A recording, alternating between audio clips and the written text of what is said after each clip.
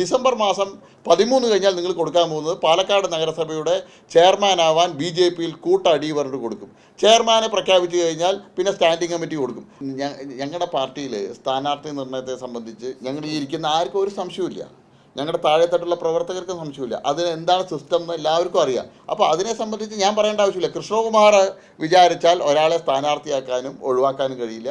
കൃഷ്ണദാസ് വിചാരിച്ചാലും സ്ഥാനാർത്ഥിയാക്കാനും ഒഴിവാക്കാനും കഴിയില്ല. അദ്ദേഹം ഞാനൊക്കെ മത്സരിക്കുന്നില്ല തീരുമാനിച്ചു. പാർട്ടി തീരുമാനം വന്നു, മത്സരിക്കണം തീരുമാനം വന്നു, അദ്ദേഹം മത്സരിച്ചു. നിങ്ങൾ ഞാൻ ചോദിക്കട്ടെ, കൃഷ്ണകുമാർ ചെയർമാനാവാൻ വേണ്ടി കളിക്കുന്നു പറഞ്ഞിട്ട് വാർത്ത കൊടുത്തില്ലേ? കൃഷ്ണകുമാർ മത്സരിക്കുന്നില്ല പറഞ്ഞപ്പോൾ അത് കഴിഞ്ഞു. പ്രശാന്ത് ശിവന് മത്സരിച്ചില്ല. ഇപ്പോൾ കൃഷ്ണദാസിനെ പരാജയപ്പെടുത്താൻ പറഞ്ഞു കൊടുക്കുന്നു. അത് കഴിഞ്ഞാൽ ഇനി അടുത്ത വാർത്ത എന്താണ്? ഡിസംബർ മാസം 13 കഴിഞ്ഞാൽ നിങ്ങൾ കൊടുക്കാൻ പോകുന്നത് പാലക്കാട് നഗരസഭയുടെ ചെയർമാനാവാൻ BJP-യിൽ കൂട്ടടി പറഞ്ഞിട്ട് കൊടുക്കും.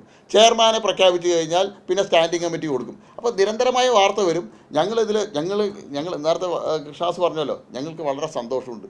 ഞങ്ങൾക്ക് ഇത്രയേറെ പ്രാധാന്യം തരുന്ന മാധ്യമ സുഹൃത്തുക്കൾക്ക് എല്ലാവർക്കും ഞങ്ങൾ വലിയ നന്ദിയിട്ടുണ്ട്. കാരണം കേരളത്തിലെ 23,000 വാർഡുകളിൽ എല്ലാ മത്സരം നടക്കുന്നുണ്ട്. പക്ഷേ പാലക്കാട് നഗരസഭയ്ക്ക് ഇത്രയേറെ പ്രാധാന്യം നൽകുന്നതിൽ ഞങ്ങൾക്ക് നന്ദിയുണ്ട്. നിങ്ങളുടെ എല്ലാവരുടെയും പിന്തുണ ഞങ്ങൾക്ക് എല്ലാ സമയത്തും വേണം.